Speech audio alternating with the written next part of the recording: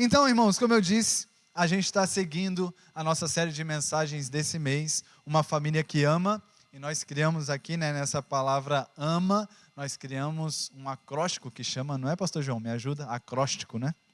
Um acróstico. Pastor João, pastor Thales aí, a galera dessa parte me ajudou.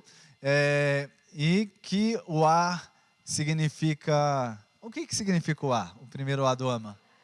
Boa! O M significa...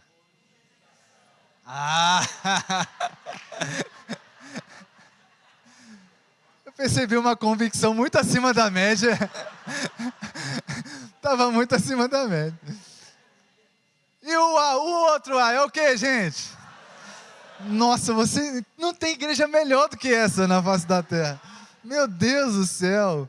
Vocês sabem mais do que eu. Mas, irmãos, nós somos então uma igreja, uma família para amar e ser amado. Estamos aqui para amar a Deus com todo o nosso coração, toda a nossa alma, entendimento, todas as nossas forças e amar ao próximo como Jesus nos amou. Amém? Essa é a nossa grande missão. E a gente pode manifestar o amor de Deus, irmãos, de muitas formas, né? Até uma água sendo servida, Jesus ensinou isso, né? Até uma água sendo servida é amor em manifestação. Agora, tem um nível de amor, irmãos, que é superior a todos os demais, que é pregar o evangelho para que alguém seja salvo. Não tem forma de amar mais uma pessoa do que você promover salvação para uma pessoa. Amém?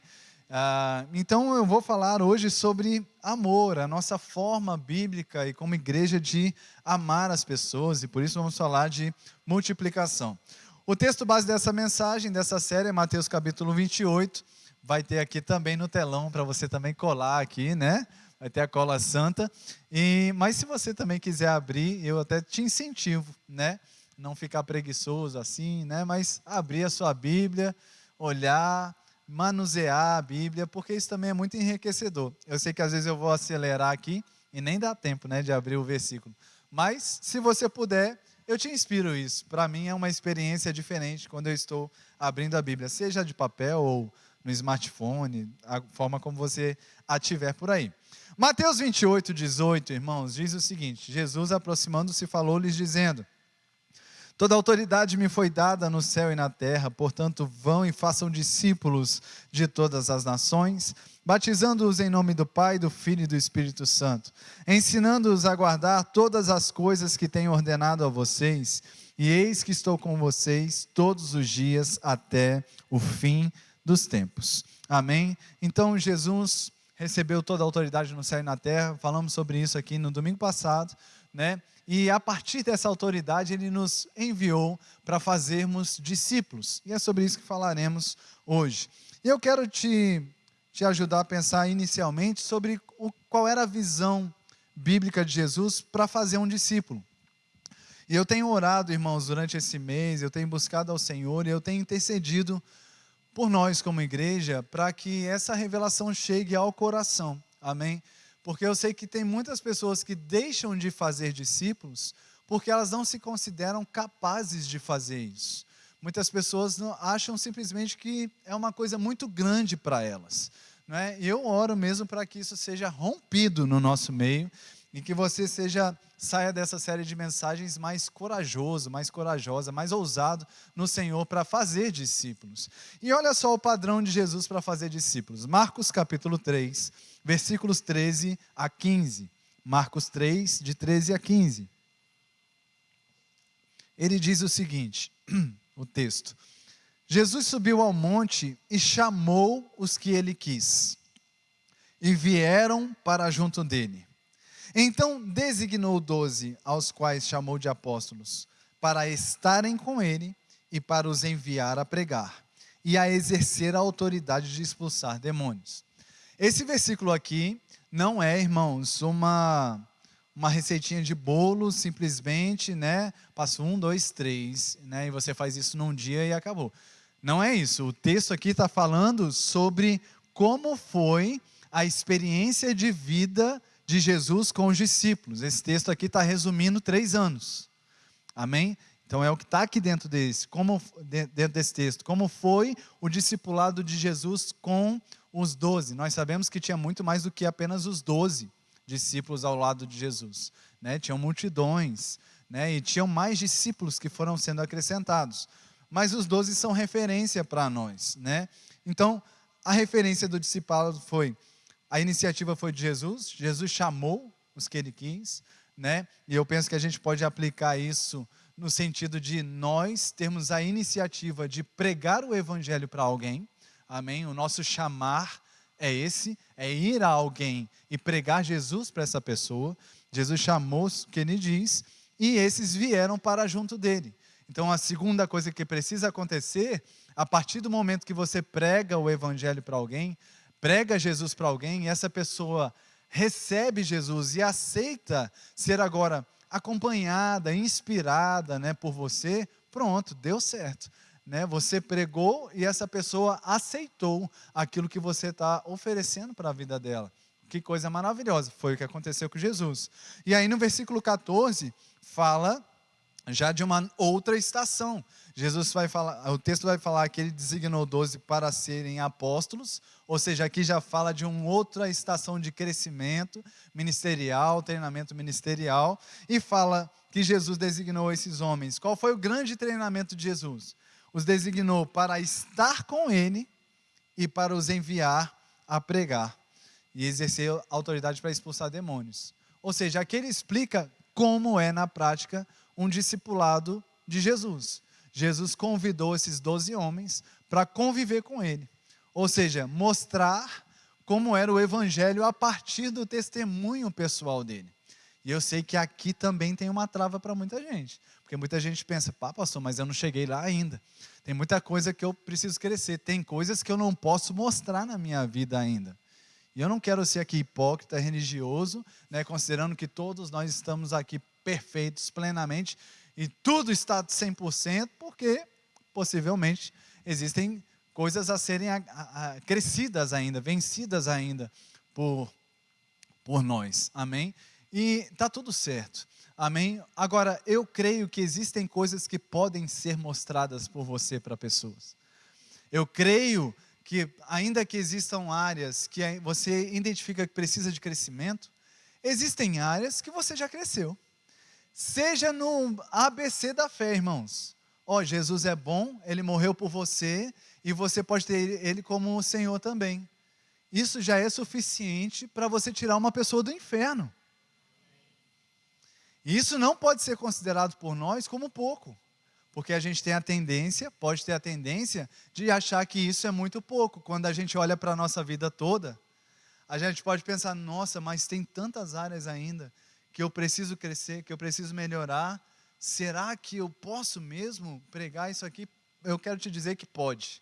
Amém? Você pode falar que Jesus é bom, você pode falar que Jesus morreu por alguém, e você pode inclusive ensinar aquilo que você já aprendeu. Você pode ensinar aquilo que os passos que você já deu. Amém? Pastor, mas se chegar no momento que tem uma coisa que eu percebi, isso aqui eu não posso entrar. Você não é um crente isolado. E o crescimento espiritual e o fazer discípulos não é tarefa de um indivíduo, é tarefa do corpo de Cristo. Eu tenho certeza, irmãos, que na nossa experiência, a gente vai ajudando uns aos outros aqui dentro, no que se diz respeito a crescimento espiritual. Eu acredito que eu posso ter ajudado você em uma parte, mas aí de repente até se você é casado, sua esposa ou seu marido ajudou já em outras coisas, ou um líder de repente do seu departamento acrescentou outras coisas. É assim que funciona, e no corpo de Cristo é assim, irmãos, nós vamos ajudando uns aos outros. Então, fazer discípulo, você não deve entender como uma tarefa individualista, centralizadora em você. Não, eu tenho uma pessoa agora, só fez Sinara para Jesus, agora eu tenho que fazer todo o processo de crescimento da vida de Sinara. Não é. Você vai compartilhar com uma parte do crescimento da Sinara. Mas quando Deus perceber, não, mas tem outras coisas que eu quero acrescentar na Sinara, Ele vai conectar essa outra pessoa que vai ser uma bênção para a vida dela. E é assim que acontece com a gente, não é, irmãos? Para pensar um pouco na sua vida, no lugar que você chegou até agora. Não tem dedinho aí, mãozinha abençoada, palavras abençoadas de um monte de gente? Foi um monte de gente que edificou o nosso espírito, que edificou a nossa vida cristã. E é assim. Então você não precisa ter medo de assumir uma responsabilidade que, na verdade, a Bíblia nunca falou que seria sua. De você completar o crescimento de alguém. Não é isso fazer discípulos. Fazer discípulos é fazer a sua parte. E o que nós precisamos estar considerando é qual é a minha parte na vida da minha esposa. Qual é a minha parte na vida do Fúvio? Qual é a minha parte na vida do João? É isso que eu preciso me atentar. E eu quero te inspirar a sair daqui hoje pensando qual é a sua parte. Qual é a sua parte? Nas pessoas que Deus está colocando diante de você. Irmãos, a gente não crê nessa teologia do acaso, não. Essa coisa que foi por acaso, a gente não é muito dessa pegada não, irmãos. A gente crê em propósito divino. Então, se existem conexões acontecendo, você começa a lembrar muito de uma pessoa. Deixa eu te falar uma revelação, sua cabeça não é tão boa assim. Você começa a pensar muito numa pessoa, lembrar de uma pessoa, aí vem aquela coisa. Irmãos, ore. Tem algo de Deus aí nesse negócio, ore pela pessoa, interceda por ela, amém? Daqui a pouco Deus está querendo te usar para ser uma resposta para essa pessoa. Então você pode começar, como você não sabe, né? Você pode orar em outras línguas, buscando interpretação, né? Do que é que está acontecendo, e daqui a pouco Deus pode te trazer uma mensagem, que é a resposta que teu irmão em Cristo está buscando. Olha, isso é lindo, irmãos. E você vai ser mais uma pecinha no crescimento espiritual do irmão. Amém? Essa é a dinâmica, irmãos, do corpo de Cristo. E essa é a dinâmica do fazer discípulos. Amém? Glória a Deus. Então Jesus chamou para estar junto, para compartilhar coisas. E é isso, irmãos. Sabendo disso, o diabo vai querer manter você isolado de alguma forma. O diabo, irmãos, ele trabalha incansavelmente para te tirar do ambiente corpo de Cristo, igreja. Esse é um trabalho que o diabo vai fazer, porque onde o corpo funciona é junto. Então o diabo vai trabalhar para te tirar de cultos, fazer com que você não seja tão intenso congregando, né? O diabo vai fazer com que você não, sempre que horário de programação de igreja, ou um verbo connect, né, surjam ali, né, situações para te tirar dessas coisas, vão ser estratégias tentando te tirar de onde ele sabe que você funciona, onde você é pleno, você é plena, você é pleno e plena compartilhando de Jesus, você é pleno, plena compartilhando da palavra com outras pessoas. É assim que a gente se realiza na vida, irmãos. Um crente só é realizado com isso, falando de Jesus para outro, orando para outra pessoa, sendo usado por Deus para orar para outra pessoa, dar uma palavra para outra pessoa, amém? Então, fica esperto, fica vigilante, para o diabo não roubar essa bênção tão maravilhosa da sua vida, amém? Glória a Deus. Tinha um ditado popular judeu, nos tempos de Jesus, para os discípulos da época, que era: cubram-se com os pós dos pés do seu rabino, né, do seu professor, né? Porque na época era isso, né? Os rabis, né, eram os professores, e eles tinham discípulos. E era o auge na vida de um jovem judeu se tornar um discípulo daquele rabino, né? Estudar a Torá, se especializar nisso, era um status social assim maravilhoso. E tinha esse ditado, qual eram os melhores discípulos? Eram aqueles que cobriam seus pés com o pó da poeira que levantava dos pés do rabino. O que isso significava? De seguir o seu rabino de perto, uma convivência próxima. E o fazer discípulos, irmãos, não acontece se não tiver o pó dos pés pegando uns nos outros. Tiver convivência, tiver, sabe, vida junto, vida na vida, você compartilhando, você recebendo. É assim que se faz discípulos, amém? E nós precisamos conviver uns com os outros. Então, em nome de Jesus, um conselho de pastor, de amigo: cuida da sua agenda, toma cuidado para você não voltar a sua agenda apenas para a sua própria vida.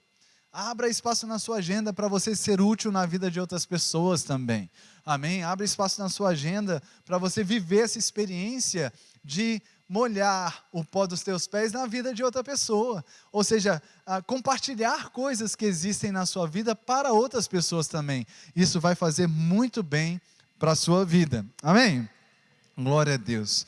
O Mark Dever, que é um ministro que ensina muito sobre discipulado, ele diz assim, discipular é ajudar outras pessoas a seguir Jesus. Amém? Então, a questão é eu testemunhar o que eu aprendi com Jesus para outra pessoa. Olha o que Jesus fez na minha vida, olha o que Jesus falou comigo, olha a experiência que eu tive, olha o que eu aprendi com a palavra. Você compartilhar isso com outra pessoa, e isso se tornar agora uma referência, ou uma estrutura, né, uma ferramenta que a pessoa também possa usar. Então você pega uma coisa que você viveu e você compartilha com outra pessoa para que ela possa usar também. Então eu quero te dar uma outra dica: conte os seus testemunhos. Conta os testemunhos, conta aquilo que Jesus está falando com você, conta aquilo que, as respostas de Deus que estão chegando para a sua vida, não fica calado. Você precisa contar isso para alguém, amém? E de preferência não conta só para crente, pode contar para crente que edifica também, mas conte para não crentes também, os testemunhos que você está tendo com Jesus, o quanto Jesus está fazendo diferença na sua vida. Amém, irmãos? Glória a Deus. Na prática, irmãos, Jesus disse então em Mateus 28, 19, vão e façam os discípulos de todas as nações, batizando-os em nome do Pai, do Filho e do Espírito Santo, e ensinando-os a guardar todas as coisas que eu tenho ordenado a vocês. Jesus resumiu nessas duas palavras, batizar e ensinar. Nós tivemos hoje no discipulado da matéria batismos, não foi? Ok, então o batismo bíblico, irmãos, um dos batismos é o batismo em Cristo Jesus, que é o novo nascimento. Jesus está falando aqui sobre batizar em nome do Pai, do Filho e do Espírito Santo, está falando sobre novo nascimento, ou seja, como é que fazemos discípulos? Promovendo novo nascimento da vida das pessoas, e ele segue, ensinando-os a guardar todas as coisas que vos tenho ordenado. Jesus diz, você tem que pregar o evangelho para que a pessoa seja salva, e depois você precisa ensinar aquilo que Jesus ensinou, para que essa pessoa possa crescer espiritualmente. Então, o processo de discipulado é você promover novo nascimento e crescimento espiritual. Fala comigo, novo nascimento e crescimento espiritual. Agora diga comigo, eu posso promover isso na vida de outras pessoas. Você crê nisso? Aleluia, eu creio também. Todos nós aqui podemos, irmão. Se ouvimos, nascemos de novo, nós podemos promover isso na vida de outras pessoas também. Eu quero brevemente te encorajar com 3 revelações bíblicas aqui, irmãos, que elas destravam o nosso potencial como discipuladores. Você tendo consciência e revelação dessas 3 verdades aqui, vai te deixar mais forte, mais ousado para pregar a palavra. A primeira delas é a revelação da justiça de Deus. A revelação da justiça, irmãos, ela vai nos ajudar a vencer senso de culpa, medo e inferioridade. Tem muitos cristãos por aí que mesmo depois do novo nascimento, eles ficam ainda aprisionados às marcas do passado, né, ao que fizeram, né, no verão passado, né, as situações que eles fizeram de errado no passado. E eu quero te mostrar um texto que eu tenho a convicção de que, se isso ainda é uma realidade para você, se você ainda se vê tímido, né, ou não merecedor de compartilhar o evangelho, eu acredito que esse texto vai livrar você desse sofisma, desse engano. Em Marcos capítulo 5, versículos 1 a 5, Marcos 5, de 1 a 5, tem uma história aqui bem chocante. Diz o seguinte: Jesus e os discípulos chegaram à outra margem do mar, à terra dos Gerazenos. Ao desembarcar, logo um homem possuído de espírito imundo, endemoniado, né, veio dos túmulos ao encontro de Jesus. Olha qual era o cenário desse homem. Ele vivia nos túmulos e ninguém podia prendê-lo, nem mesmo com correntes. Porque, tendo sido muitas vezes preso com correntes e cadeias, as cadeias foram quebradas por ele, e as correntes foram despedaçadas, e ninguém conseguia dominá-lo. O cara, só de morar no cemitério já dá medo, né? Além disso, o cara tinha toda essa força, era um negócio, irmãos, sobrenatural mesmo, horrível. Andava sempre, de noite e dia, gritando por entre os túmulos e pelos montes, ferindo-se com pedras. Irmãos, é um cenário absurdo, né? É extremo, assim, o que vivia com esse homem. Na sequência do texto, esse homem é salvo por Jesus, ele é liberto e ele é salvo por Jesus.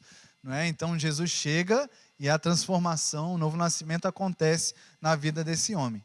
E versículos 18 a 20 mostra o que aconteceu na sequência. Quando Jesus estava entrando no barco, aquele que antes estava possuído pelos demônios pediu com insistência que Jesus o deixasse ficar com ele. Esse homem nasceu de novo e agora queria seguir Jesus para onde Jesus fosse. Jesus, porém, não o permitiu, ao contrário, ordenou-lhe: vai para a sua casa, para os seus parentes, e conte-lhes tudo o que o Senhor fez por você e como teve compaixão de você. Em outras palavras, vai para a tua casa e prega o evangelho, faça discípulos. No versículo 20 diz: então ele foi e começou a proclamar em Decápolis, a cidade, tudo o que Jesus tinha feito, e todos se admiravam. Esse homem virou evangelista da cidade, irmãos. Começou pela sua casa, pela sua família, e daqui a pouco a cidade ficou tocada pelo testemunho desse homem. Agora, irmãos, nós que temos uma tendência de considerar, né? Mas o que eu fiz, olha a minha vida, olha o meu passado, eu não sou digno. Olha a vida desse cara, irmãos. Olha a condição que esse cara estava, olha o testemunho horrível que esse cara era nessa cidade, olha o medo que ele passava nas pessoas. Mas Jesus transformou a vida desse cara, e Jesus olhou para ele e falou assim: não quero você comigo não, vai pregar o evangelho. Vai lá, faça discípulos, dê o seu testemunho. Nós precisamos, irmãos, atentar para o coração de Jesus aqui. Como assim? Será que Jesus não cuidava tanto não das doutrinas? Será que Jesus não estava tão preocupado assim com como seria a homilética, a oratória, a exegese da pregação desse homem? Me parece que Jesus se preocupou tanto com isso não. Jesus focou: vai lá e prega o evangelho para que as pessoas sejam salvas. Eu acredito, irmãos, que no coração de Jesus estava: rapaz, vai pregando, porque Deus vai levantar outro que vai dar a homilética, que vai dar oratória, que vai dar exegese, vai explicar os textos. Deus vai completar, porque Jesus não veio o indivíduo, Jesus veio o corpo. Vai levantar alguém para explicar o que você não souber explicar. Vai levantar alguém para pastorear se você não for pastor. Vai levantar alguém, irmão. O ponto é você, a partir do momento que tem experiência com Jesus, você está apto para compartilhar essa experiência com outras pessoas e transformar a vida de outras pessoas também. Amém! Glória a Deus! Aleluia, aleluia, aleluia.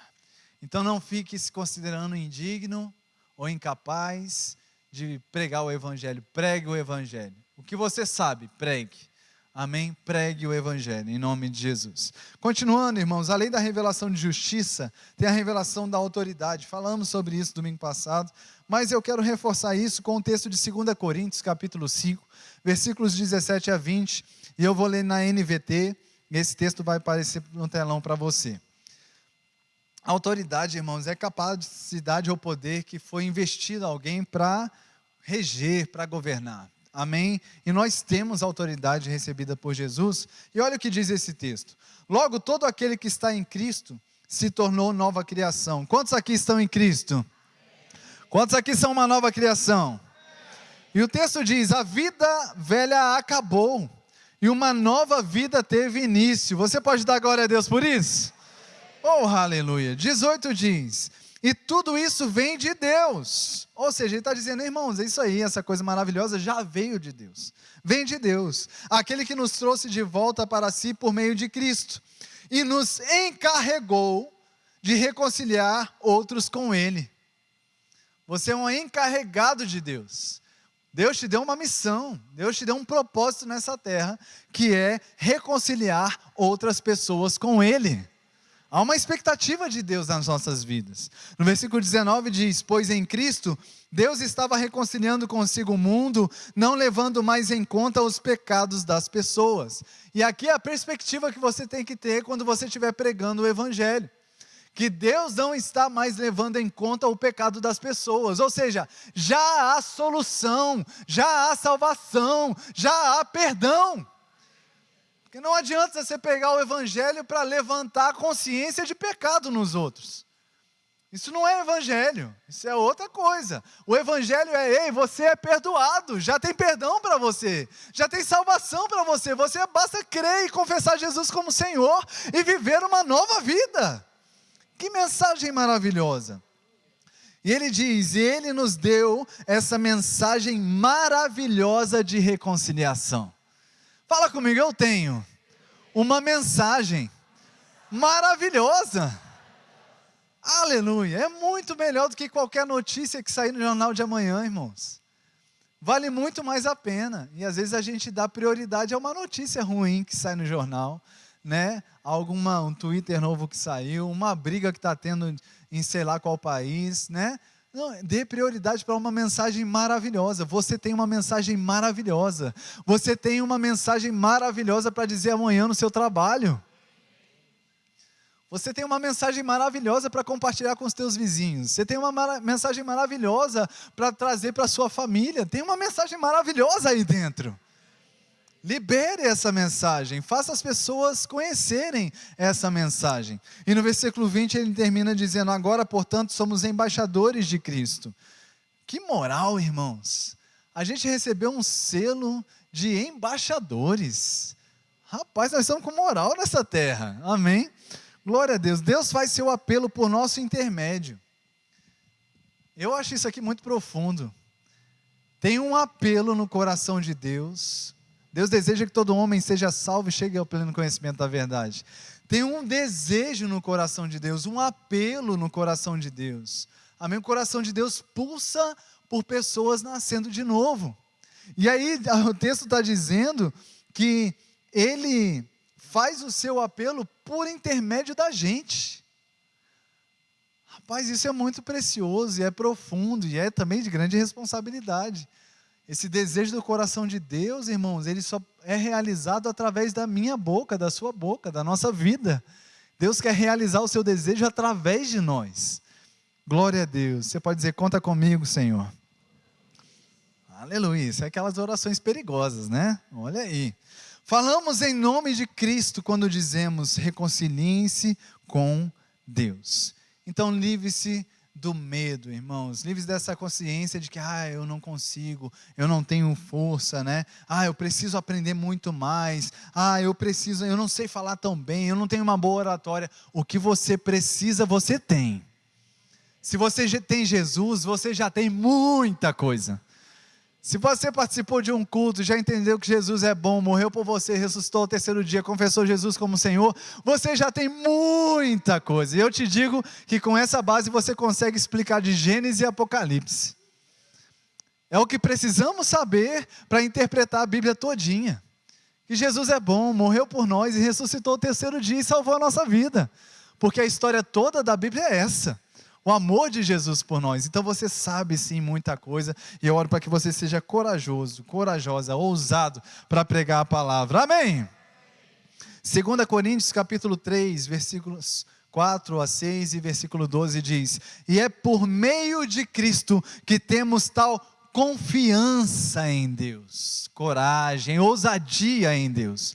Não que por nós mesmos sejamos capazes de pensar alguma coisa, como se partisse de nós. Pelo contrário, a nossa capacidade vem de Deus.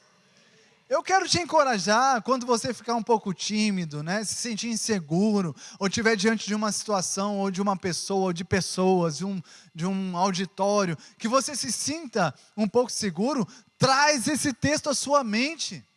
A sua capacidade vem de Deus.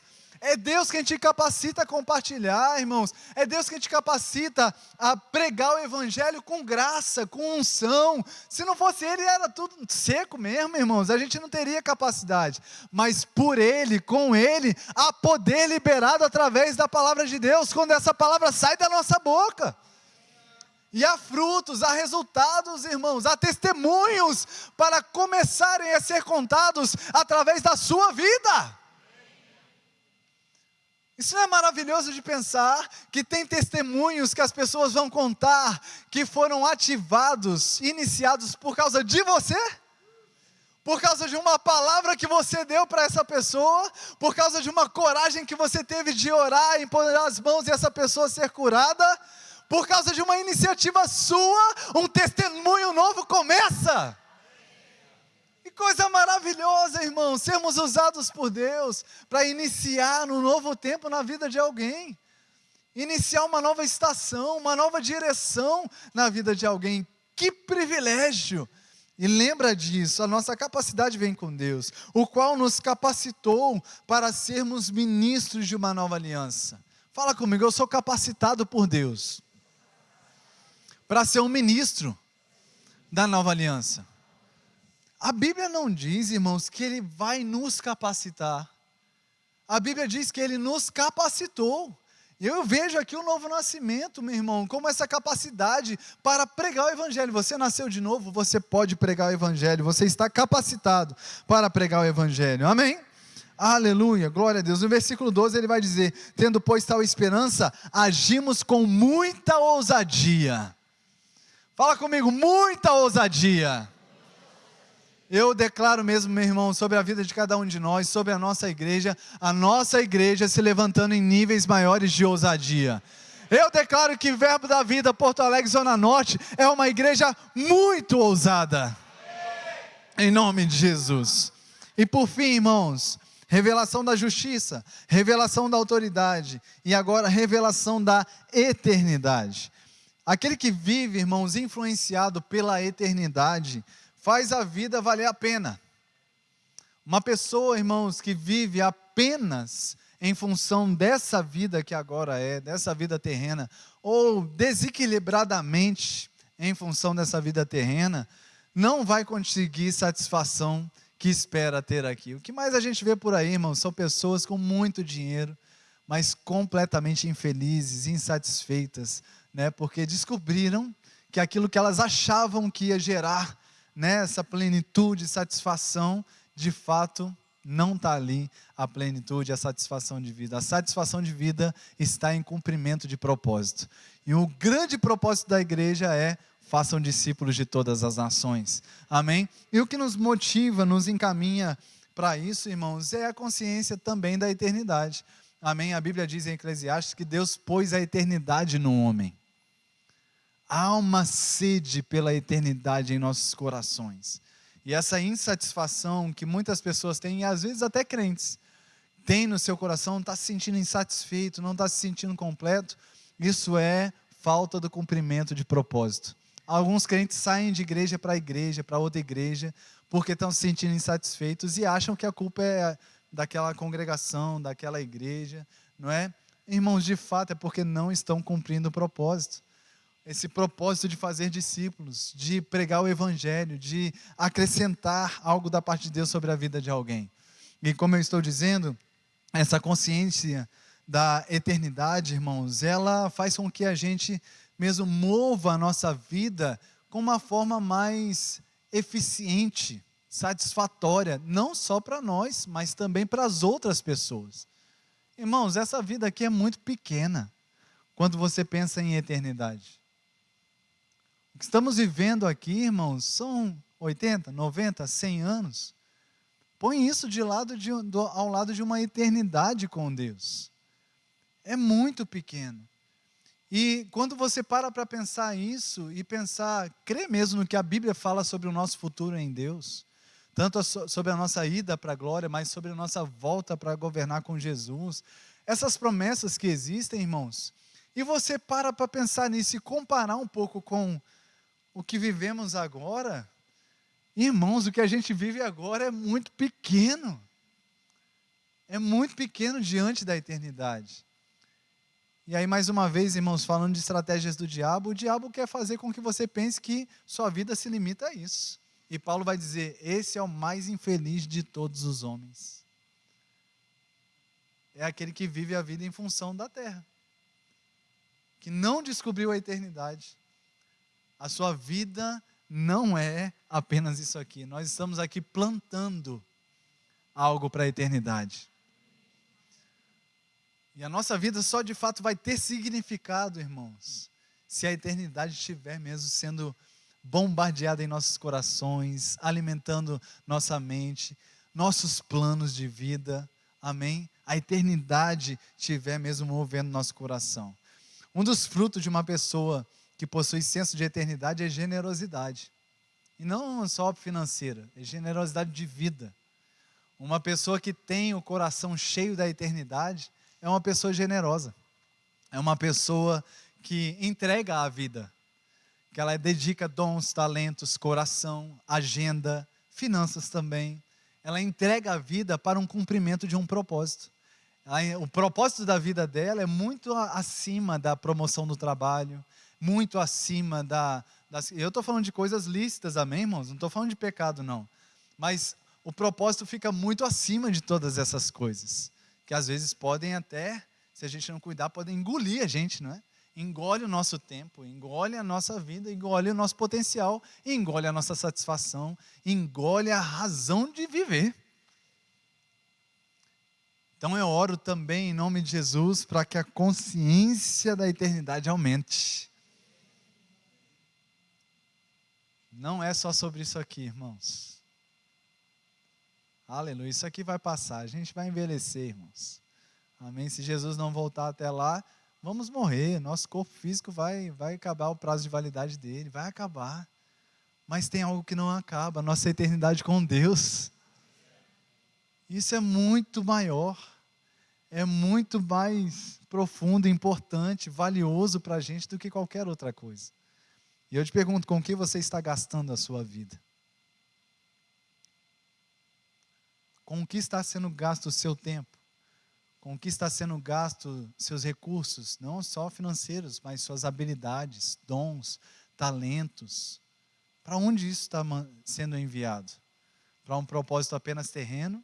Para você enriquecer a empresa que você trabalha? Pensando só em você, sua casa, sua família, os seus? Ou você está semeando sementes para a eternidade? Aleluia! A vida ganha sentido quando a gente olha para a eternidade, irmãos. 2 Coríntios 12, versículos 14 e 15, eu quero pedir o Ministério de Música para vir, por gentileza. 2 Coríntios 12, 14 e 15 diz: não estou interessado nos bens de vocês, e sim em vocês mesmos. Paulo está dizendo para as igrejas, né? Para a igreja de Corinto, de fato. Eu não estou aqui atrás dos bens materiais, fica comigo, vai ter uma movimentação, mas fica comigo, não perde. Não estou interessado nos bens materiais de vocês, eu estou interessado em vocês. E ouça isso como uma palavra da boca de Deus sobre a sua vida. Deus está interessado na sua vida. E uma pessoa que faz discípulos tem esse coração. Ela não está interessada naquilo que a pessoa pode dar para ela. O coração dela está voltado em edificar aquela vida, fortalecer aquela vida. Amém? Não são os filhos que devem juntar riquezas para os pais, mas os pais para os filhos. Um discipulador, uma pessoa que faz discípulos, tem esse coração paternal. Não atrás de receber, mas de dar. Alegre por servir, por entregar. E esse versículo é um dos que marca a minha vida na palavra de Deus. Versículo 15. Eu de boa vontade gastarei e me deixarei gastar em favor de vocês. Se eu os amo cada vez mais, será que vou ser amado cada vez menos? Mas o partilhado do versículo diz, de boa vontade. Então Paulo não levava isso como uma coisa pesada, mas de boa vontade. Ele diz, eu gastarei e me deixarei gastar em favor de vocês. Paulo está dizendo, eu vou gastar minha vida para edificar a sua. Esse homem chegou na nossa vida. Olha onde ele chegou, Brasil, 2025. A gente está falando uma coisa que veio dele, através do Espírito Santo. Imagina onde que Deus pode levar você. Agora Paulo começou com um, com dois, Timóteo, Tito. E ele gastou a sua vida em favor de uma pessoa, em duas pessoas. E as pessoas foram sendo acrescentadas na vida dele. E, irmãos, eu quero te encorajar mesmo a ter esse coração mesmo entregue ao Senhor. Gasta a sua vida para uma coisa que de fato faz sentido. Amém? Ele nos chamou para fazermos discípulos. Todos nós somos chamados para fazer discípulos. E eu quero fazer um apelo diferente hoje à noite. Eu peço que você fique em pé no seu lugar, por gentileza.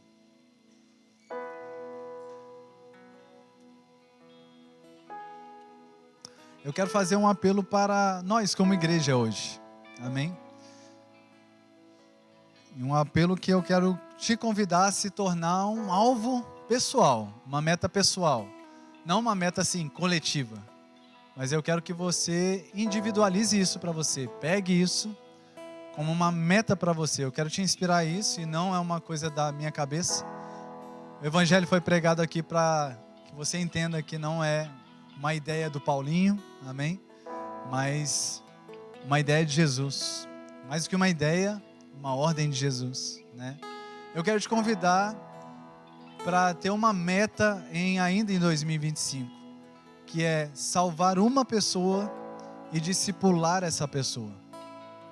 Não estou falando, irmãos, nós estamos numa cidade de 1,5 milhão de pessoas, né? E se for pegar aqui, né, temos Alvorada, Cachoeirinha, Gravataí, sei lá para quantos milhões a gente pode ir. É muita gente, amém?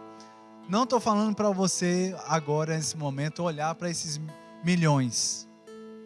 Eu quero te convidar como igreja a orar e se dedicar para em 2025 você ser uma ferramenta de Deus para salvar uma vida e discipular essa vida, acompanhar essa pessoa. Como que, pastor? Como que você sabe?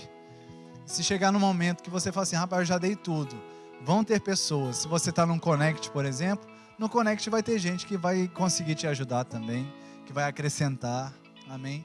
Você vai trazer essa pessoa para o convívio da igreja e ela vai estar exposta aos dons ministeriais, né, aos chamados ministeriais, e ela vai ser edificada. Como eu disse que o fazer discípulos acontece na prática. Mas eu quero te incentivar a isso. E eu quero perguntar se você topa pegar esse alvo como um alvo pessoal para você. Você pode dizer amém por isso? Amém. Pai, em nome de Jesus,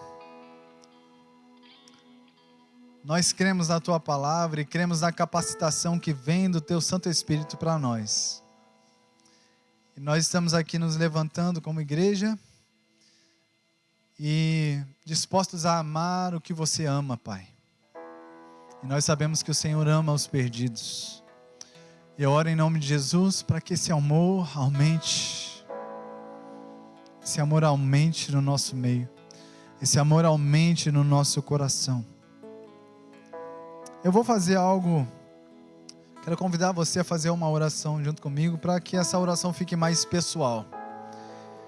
Diga assim comigo: Pai, eu oro para que o mesmo amor que você tem pelos perdidos seja o amor que eu tenha pelos perdidos. Que esse amor mova o meu coração, mova os meus planos, mova a minha agenda e me encha de ousadia para aproveitar as oportunidades e pregar o Evangelho. Pai, nessa noite eu te peço uma vida.